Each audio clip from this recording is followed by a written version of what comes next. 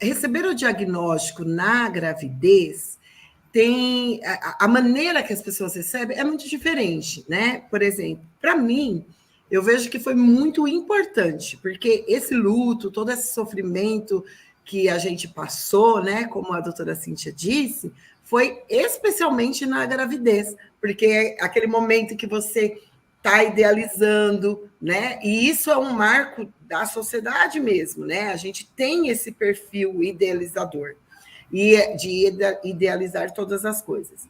Entretanto, eu conheci algumas mães que assim, o diagnóstico depois, para elas falam assim, olha, foi a melhor coisa, porque eu não sei como que eu passaria a gravidez inteira sabendo. Isso retrata para a gente, né, esse pequeno exemplo, mas dentro do tema tem muitos outros exemplos, o quanto que a gente, como nós somos seres únicos, né? E Deus nos conhece como seres únicos. Então, não há nada que a gente passa, que a gente tenha que enfrentar, que não seja possível enfrentar. Deus, ele não permite que a gente passe por algo que a gente não tem essa capacidade para enfrentar.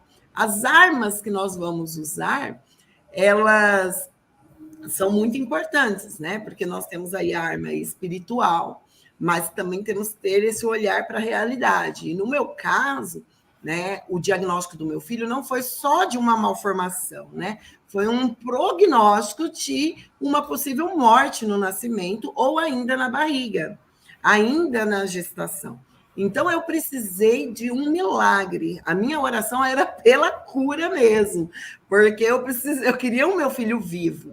E eu sei que a história, cada história, né? Eu costumo dizer, as experiências não são teologias, são muito individuais. A gente vê isso na Bíblia o tempo todo, né? Então, os testemunhos das nossas experiências ajudam a dar mais fé, mas não pode ser um parâmetro. Deus fez isso assim com uma pessoa, vai fazer assim com todas.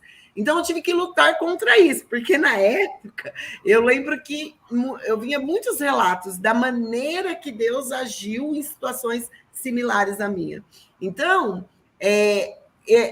a nossa busca na gravidez, ela teve a fase do luto e depois a fase de colocar a fé em ação. No momento que a gente decidiu, olha, a gente quer o melhor de Deus, nós não vamos interromper, como foi proposto por uma questão óbvia, né? Ele tinha assim muito massa cefálica herniada para fora do crânio, e se tudo acontecesse como era previsto ali, né, cientificamente, realmente o Daniel ele poderia ter sobrevida ou uma vida vegetativa.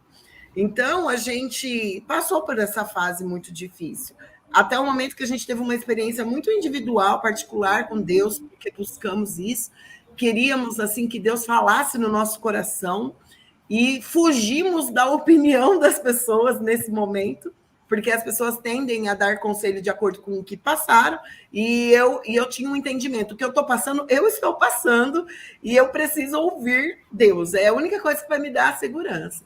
Tendo isso em vista, buscamos isso e sentimos ali uma resposta muito clara de Deus. E isso virou uma chave no nosso coração, porque a gente conseguiu ter uma gravidez de espera e de alegria.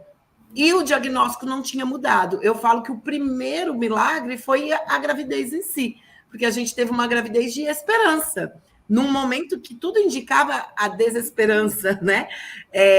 Então, nós tivemos um apoio muito bom, né, dos nossos pastores, dos familiares, alguns amigos mais íntimos naquele momento, e dos médicos, né? Cada um com o seu conhecimento, né? Então, os médicos vinham com conhecimento científico e nós íamos com a fé, porque o conhecimento científico tem ali a sua limitação, né? Então, nós em nenhum momento ignoramos o que os médicos falaram, mas entendíamos essa limitação e que nós precisávamos caminhar pela fé. E foi assim, e foi assim que Deus nos preparou para o Daniel. E quando o Daniel nasceu, ele realmente sobreviveu à gravidez, né?